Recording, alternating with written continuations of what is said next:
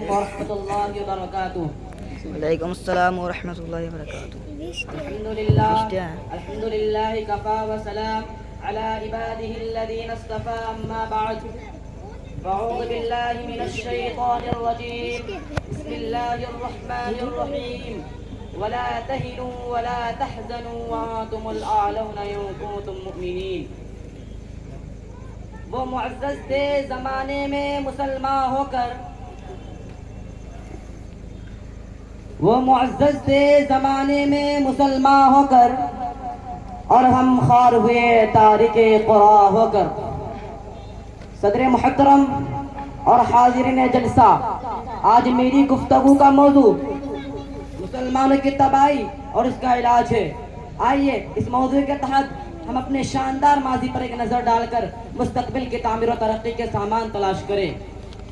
محترم بزرگوں اور دوستوں، آج ہر ایک کی زبان پر مسلمانوں کی پستی اور کم ہمت کا رونا ہے، مسلمانوں کے انحطاط اور زوال کی کہانی ہے. زندگی کے ہر میدان میں مسلمانوں کی ناکامی کے چرچے ہیں. پیچھے رہ جانے کا تذکرہ، معاشی، اقتصادی، تہذیبی، ثقافتی، اخلاقی، روحانی، ہر قسم کا انحطاط اور ہر قسم کی کمزوریاں مسلمانوں میں موجود ہے. مسلمانوں کے پستی کا رونا رونے اور آنسو بہانے والے غلط نہیں کہتے، ان کی بات اخلاص پر بھی مبنی ہے اور حق و صداقت پر بھی. بزرگان ملت، مجھے اس مسئلے کو دوسرے رخ سے دیکھنا ہے. میں آج تصویر کا دوسرا پہلو لے کر سامنے آیا ہوں، ایسا پہلو جو روشن و تابناک ہے، خوشگوار و خوش منظر ہے، ملت اسلامیہ کی بہتری کی ضمانت ہے، اس کے عالی شان مستقبل کا پرتو ہے.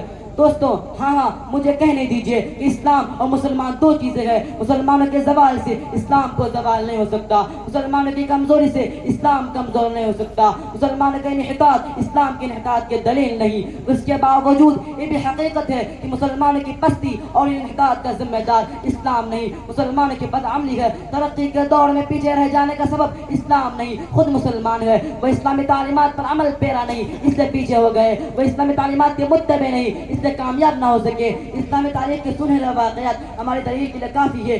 سوچئے دل کی گہرائیوں سے آخر وہ کامیاب کیوں ہوئے. اس کی صاف وجہ یہ ہے کہ وہ نام کے مسلمان نہیں تھے، وہ سچے پکے مسلمان تھے، وہ اسلام کی جیتی جاگتی تصویر تھے. ان کی زندگیوں میں اسلام چلتا پھرتا نظر آتا تھا. محترم حضرات، اگر آنکھیں کھلی ہو، دل دیکھتا ہو، دماغ و شہواس میں ہو، تو ہر شخص یہ ماننے پر مجبور رہے کہ اسلام انسانیت کے لیے کامیابی کا ضامن ہے، دنیا میں بھی آخرت میں بھی. وقتی زخم، وقتی حوادث اس کے راہ میں حائل نہیں ہوئے. قرآن کریم میں رب ذوالجلال کا ارشاد ہے، وَأَنْتُمُ الْأَعْلَوْنَ إِن كُنتُم مُؤْمِنِينَ. تم ہی سر بلند رہوگے اگر تم مومن ہو. ارشاد باری ہماری پوری تاریخ کا اختصار ہے اور اسی میں ہمارے ترقی کا راز مضمر ہے.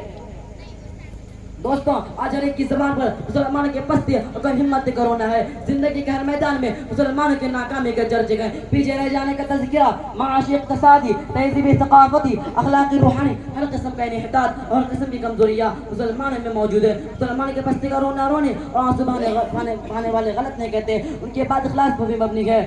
دوستوں، آج ہم اور آپ اندلس کو نہیں جانتے، حالانکہ اندلس ایک وقت مسلمانوں کی سب سے بڑی طاقت اور حکومت تھی. پوری دنیا میں شان و شوکت کی شہرت تھی اور وہاں تقریباً 750 سال مسلمانوں کی حکومت رہی. اور آج وہاں کی حالت یہ ہے کہ ایک مسلمان بھی نام لینے کو نظر نہیں آتا. مسلمانوں کے اوپر تباہی اس طرح آئی کہ نہ صرف کہ مسلمانوں کو بے گھر کیا گیا بلکہ مسلمانوں کا قتل عام ہوا، عزت و آبرو کو پامال کیا گیا، ہزار مسلمانوں کو اپنا مذہب چھوڑنے پر مجبور کیا گیا، زندہ مسلمانوں کو آگ میں جلایا گیا، زندہ مسلمانوں کو زمین کے اندر دفن کیا گیا. یہی وجہ ہے کہ آج وہاں کوئی کلمہ پڑھنے والا بھی نظر نہیں آتا.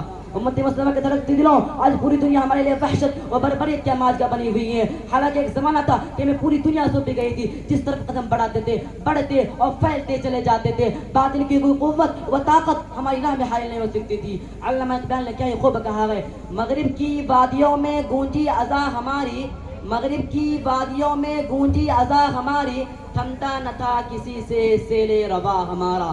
اسلام کے پاسبانوں، اسلام نے ہمیں بہت بڑا مقام عطا فرمایا ہے، مگر افسوس ہم نے اس کی قدر نہ کی اور اپنے اصل مقام سے ہٹ گئے. مسلمانوں، سمجھو، ہوشیار ہو جاؤ، ورنہ لاپرواہی اور بے توجہی کا عالم رہا تو یاد رکھے ایک وقت ایسا آئے گا کہ ہماری باعظمت اور سربلند تاریخ مکر تاریخ میں منتقل ہو کر دنیا کے تمام تاریخوں کے سامنے نیچے نظر آئے گی. آج ہمیں سمجھنا چاہیے اور غور و فکر کرنا چاہیے کہ ہماری طرف تباہی اور بربادی کے ہاتھ بڑھ رہے ہیں. چور و چپا، ظلم में सितम के पहाड़ टूट रहे हैं, शिकंजों में दबाने की कोशिश की जा रही है। आखिर उनकी वजह क्या है और ऐसा क्यों हो रहा है, खूब समझो। अगर उसका जवाब हो सकता है तो यही हो सकता है कि आज मुसलमान ना रहे। आज हम अपने मुसलमान होने का झूठे दावा करते हैं, कवानीन इस्लाम से मुंह मोड़कर, इस्लाम के उसूलों को तोड़कर फिर अपने आप को मुसलमान पेश करते हैं।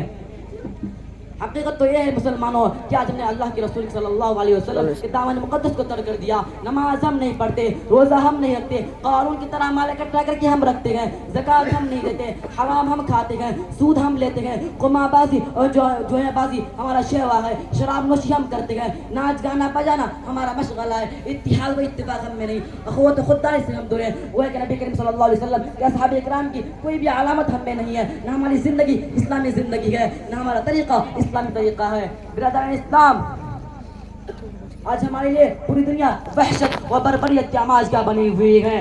आज हमारे लिए पूरा बिरादरान इस्लाम, आज हम लोगों के वास्ते एक दुनिया, बिरादरान इस्लाम पूरी दुनिया हमारे लिए वहशत और बर्बरियत की आमाज़गाह बनी हुई है। हालांकि एक ज़माना था कि मैं पूरी दुनिया सो भी गई थी, जिस तरफ कदम बढ़ाते थे बढ़ते और फैलते चले जाते थे, बातिल की कोई कुव्वत व ताकत हमारे राह में हायल नहीं हो सकती थी। अल्लामा इक़बाल ने क्या खूब कहा है, मगरिब की वादियों में गूंजी अज़ा हमारी, मगरिब की वादियों में गूंजी मगरिब की वादियों में गूंजी अज़ा हमारी, थमता न था किसी से सेले रवा हमारा।